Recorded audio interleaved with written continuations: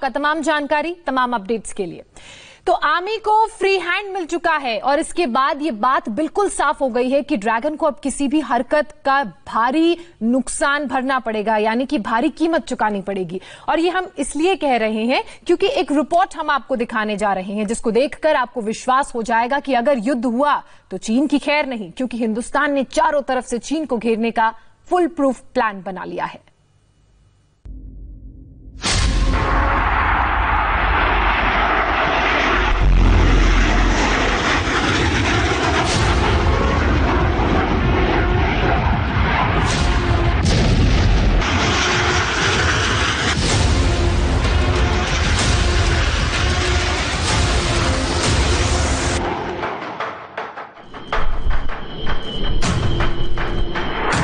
चीन के खिलाफ 3 वॉर थिएटर और इसके लिए एयरफोर्स की स्क्वाड्रन एक्टिव कर दी गई है। भारत के किसी भी कमांडर की तरफ से चीन को अब तक की सबसे बड़ी वार्निंग मिल गई है।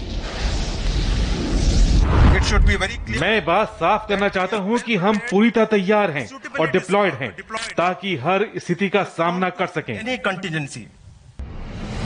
चीन के साथ जब भी जंग होगी तो जमीन से अटैक होगा, समंदर में भी वॉर होगी,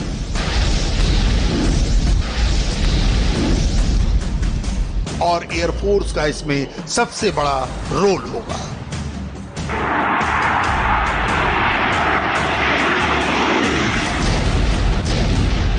डिप्लॉयमेंट हो, एक्शन हो, काउंटर एक्शन हो, जल थल नभ में हमारी सेनाओं को देश की रक्षा के लिए जो करना है वो कर रही है। हिंदुस्तान ने अपनी सेना के हाथ खोल दिए। इस हाथ खोल देने का मतलब क्या है, ये समझना जरूरी है। पहले देखिए एयरफोर्स का रोल क्या होगा। इसलिए आपको इस वक्त भारत के 4 सबसे मजबूत फाइटर और उनके डिप्लॉयमेंट के बारे में बताते हैं और उसके बाद दिखाएंगे चीन कहां मार खाएगा, यानी उसकी कमियां क्या हैं। लद्दाख में लेह एलएसी पर ऑपरेशन के दौरान फ्रंट लाइन एयरबेस बन जाएगा। अभी यहां MiG-29 तैनात कर दिए गए हैं। MiG-29 को अपग्रेड करके अब मल्टी रोल फाइटर बना दिया गया है, यानी ये एयर कॉम्बैट के साथ जमीनी हमले भी अंजाम दे सकता है। MiG-29 को भारत ने 80 के दशक में रूस से खरीदा था। यह ऐसा फाइटर है जो दुनिया का बेहतरीन डॉग फाइटर माना जाता है। अब चलते हैं अंबाला।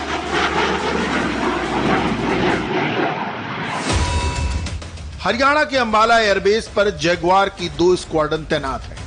यहां से ये हिमाचल और उत्तराखंड पर एलएसी का ख्याल रखेंगे।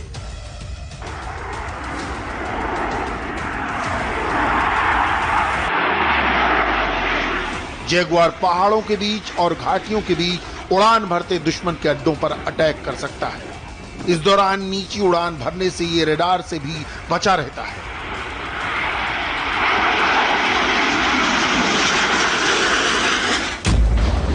अब देखिए भारत का सुपर फाइटर।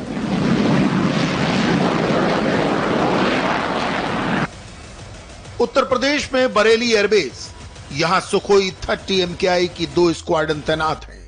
यहां से सुखोई उड़ान भरने के बाद एलएसी के पूरे वेस्टर्न फ्रंट पर पेट्रोलिंग कर सकते हैं। सुखोई एलएसी के अंदर रहते हुए चीन की हवाई गतिविधियों पर नजर रख सकता है। इसकी रेंज, इसका रेडार और इससे दागी जाने वाली मिसाइल बहुत बड़े दायरे में दुश्मन को खत्म कर सकती है। वहीं गोरखपुर में तैनात जैगुआर यहां से तिब्बत में मौजूद चीनी मिलिट्री एयरबेस पर अटैक कर सकता है। पूर्वोत्तर की तरफ बढ़ें तो सिक्किम को महफूज रखने के लिए हाशिमारा एयरबेस है। हाशिमारा एयरबेस में ऑपरेशंस के दौरान मिराज जैसे विमान तैनात किए जा सकते हैं। मिराज 2000 विमान ने बालाकोट में एयर स्ट्राइक की और यह भारत का सबसे भरोसेमंद जहाज माना जाता है। इन्हें अपग्रेड किया जा रहा है और अब ये भारतीय वायुसेना में 2035 तक ऑपरेट कर सकते हैं। इनका मुकाबला चीन के J-10 जैसे विमानों से होगा और मिराज जिस तरह का फाइटर है, ये J-10 को आराम से हरा देगा।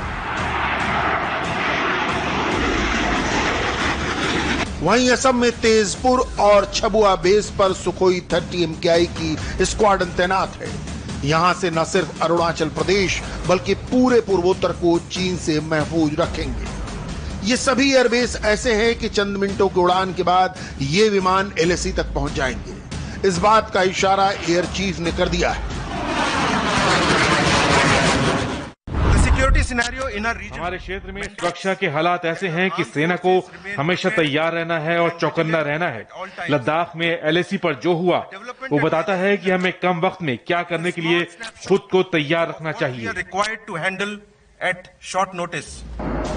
भारत की एयरफोर्स चीन से पहले LAC तक पहुंच सकती है और अपने सैनिकों को LAC तक जहाज से पहुंचा सकती है। इसके लिए 2005 के बाद से भारत ने LAC के पास कई एडवांस्ड लैंडिंग ग्राउंड को एक्टिव किया है।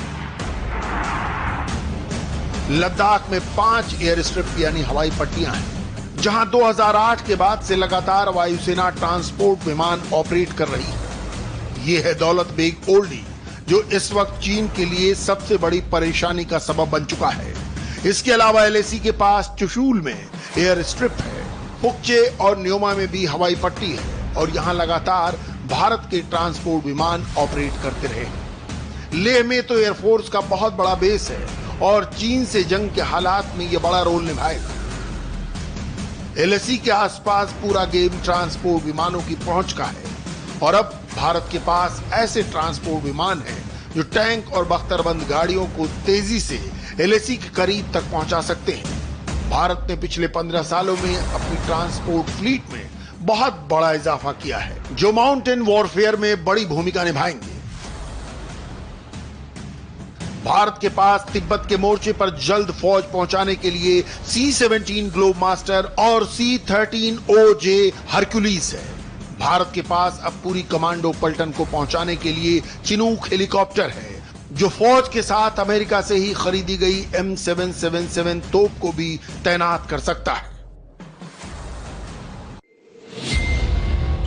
भारत की स्ट्रेटजी क्या होगी और चीन के सामने ऑप्शन क्या है, इसे समझने के लिए अब LAC को समझिए। तिब्बत बॉर्डर पर लाइन ऑफ एक्चुअल कंट्रोल 3 हिस्सों में बटी है। पहला है पश्चिमी सेक्टर यानी लद्दाख से लगा इलाका यानी अक्साई चिन्ह। दूसरा है मिडिल सेक्टर यानी हिमाचल प्रदेश और उत्तराखंड से लगी सीमा। और तीसरा है पूर्वी सेक्टर यानी सिक्किम से लेकर अरुणाचल प्रदेश तक। देखा जाए तो हिमाचल प्रदेश, उत्तराखंड और सिक्किम से लगे बॉर्डर पर चीन कम आक्रामक रहा है, जबकि लद्दाख और अरुणाचल प्रदेश पर चीन की नीयत हमेशा खराब रही है। इस वक्त तीनों फ्रंट पर भारत के पास चीन से ज्यादा ऑप्शन है। भारत की फौज की डिप्लॉयमेंट ऐसी है कि चीन एक पॉइंट के बाद आगे नहीं बढ़ सकता। भारत की सेनाएं हर सेक्टर में एक साथ मूव करने में पूरी तरह सक्षम है। ऐसे में हमने जहां एक तरफ सेना को अपने स्तर पर उचित कदम उठाने की छूट दी है, वहीं दूसरी तरफ डिप्लोमेटिक माध्यमों से भी चीन को अपनी बात दो टूक स्पष्ट कर दी है। चीन के लिए यहां ऐसे हालात बन जाएंगे कि उसके लिए अपनी जमीन बचाना मुश्किल हो जाएगा। बात एयर चीफ की वार्निंग से शुरू हुई है। I assure the nation that मैं देश को भरोसा दिलाना चाहता हूं कि हम गलवान में अपने जवानों की शहादत को जाया नहीं जाने देंगे। चीन को अपनी सेना की संख्या पर गुरूर है, तो उसको मालूम होना चाहिए कि जंग तादाद नहीं बल्कि रणनीति से लड़ी जाती है। उसकी तादाद ज्यादा है, लेकिन यहाँ के भौगोलिक हालात ऐसे हैं कि युद्ध में भारत की टैक्टिक्स और स्ट्रेटजी उस पर भारी पड़ेगी। तिब्बत मोर्चे पर चीन के लिए अपनी सप्लाई लाइन को महफूज रखना बड़ा चैलेंज रहेगा। यही वजह है कि उसने अब तिब्बत में LAC तक फौज पहुंचाने के लिए सड़कें और रेलवे लाइन बनाई है। तिब्बत के तहत आने वाली पश्चिमी थिएटर कमांड चीन की सबसे शक्तिशाली आर्मी मानी जाती है, लेकिन बाकी फोर्स को फ्रंट तक पहुंचाने में चीन को वक्त लग सकता है। टैंक और बाकी साजो सामान बड़ी तादाद में तिब्बत भारत सीमा तक पहुंचाने के लिए चीन को लंबी तैयारी करनी होगी और यहां उसकी एयरफोर्स की कमी जाहिर हो जाती है। तिब्बत के लिए चीन की एयर पावर पर नजर डालिए। पश्चिमी थिएटर कमांड में चीन की 4 फाइटर जेट डिवीजन, एक बॉम्बर डिवीजन और एक ट्रांसपोर्ट डिवीजन आती है। चीन के पास इस इलाके के लिए बहुत बेहतरीन लड़ाकू विमान हैं और अब वो अपनी तीसरी पीढ़ी के कई विमानों को हटाकर चौथी पीढ़ी के फाइटर जेट तैनात कर रहा है।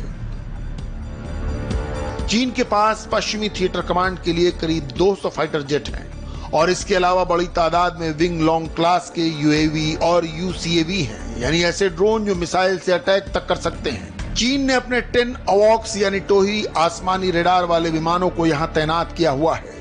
चीन के पास तिब्बत और आसपास 15 से ज्यादा एयरबेस या हवाई पट्टियां हैं, लेकिन अब वो यहां 8 हवाई अड्डों को एयरफोर्स के लिए ऑपरेशनल कर चुका है और इनका इस्तेमाल सिर्फ भारत पर अटैक करने के लिए किया जा सकता है। इसके जवाब में भारत ने तिब्बत की सीमा के आसपास 3 एयरबेस पर सुखोई 30 MKI विमान तैनात किए हैं। उत्तर प्रदेश में बरेली और असम में तेजपुर और छबुआ। लेकिन तिब्बत की जमीन पर होने के बावजूद चीन का तिब्बत के आसमान पर कब्जा मजबूत नहीं है। इसकी एक बहुत तकनीकी वजह है जिसके पीछे कुदरत है और इस कुदरती कमी का मजबूत तोड़ अब तक चीन नहीं निकाल पाया। तिब्बत में बने चीन के ज्यादातर हवाई अड्डे 4000 मीटर या उससे भी ज्यादा ऊंचाई पर बने हैं और यहाँ के भौगोलिक हालात ऐसे हैं जो चीन की वायुसेना के सबसे बड़े दुश्मन हैं। इस ऊंचाई पर ऑक्सीजन की मात्रा कम होती है। इसकी वजह से विमान के जेट इंजन पूरी ताकत के साथ काम नहीं कर पाते। जब इंजन की क्षमता कम हो जाती है तो विमान आधे से कम वजन उठाने के लायक भी नहीं रहते।